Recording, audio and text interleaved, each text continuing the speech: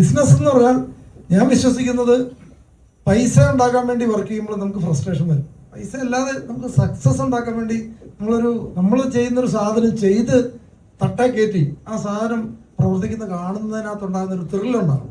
അതാണ് ശരിക്കും ഉണ്ടാവേണ്ടത്. ചെറുപ്പം പോലുള്ളൊരു നമ്മുടെ ഒരു രീതി എന്ന് പറഞ്ഞാൽ സാധാരണ ഒരാൾ ചെയ്യാൻ പറ്റിയാലെന്ന് പറയുന്ന സാധനം ചെയ്യാനാണ് എനിക്ക് ഇഷ്ടം. അത് ചില ഓരോരുത്തരുടെ രീതിയായിരിക്കും. ചില ആൾക്കാർക്ക് നമ്മളൊരു എസ്റ്റാബ്ലിഷ്ഡ് ആയി കഴിഞ്ഞാൽ നമുക്ക് കുഴപ്പമില്ല, കൂടാന്ന് പറയുന്ന അങ്ങനെയുള്ളവരുണ്ട്. മറ്റേ റിസ്ക് കൂടുതലാണ്.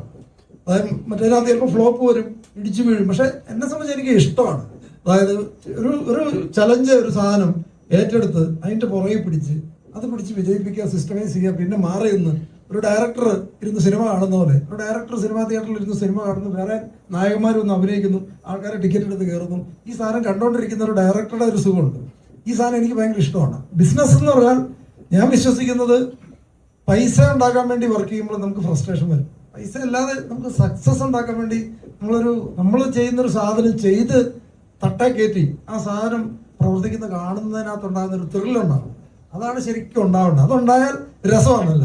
ഇല്ലാത്തൊരു സാധനം ശൂന്യതയിൽ നിന്ന് ബിൽഡ് ചെയ്ത് ഈ സാധനം വർക്ക് ചെയ്ത് കാണുമ്പോഴത്തേനും ഒരു സിനിമ ഇറങ്ങുമ്പോൾ അതിൻ്റെ പുറകിൽ ഒരു തിരക്കഥാകൃത്തിനൊക്കെ ഉണ്ടാകുന്നൊരു സന്തോഷമുണ്ട്. അയാൾ എത്ര വർഷം മനസ്സിൽ താലോലിച്ചുകൊണ്ട് നടന്നൊരു സാധനം സ്ക്രീനിൽ അയാൾ നിന്ന് കണ്ടുകൊണ്ടിരിക്കുന്ന ഒരു സാധനമുണ്ട്. അതിൻ്റെ സുഖം എന്ന് പറഞ്ഞാൽ വേറെയാണ്.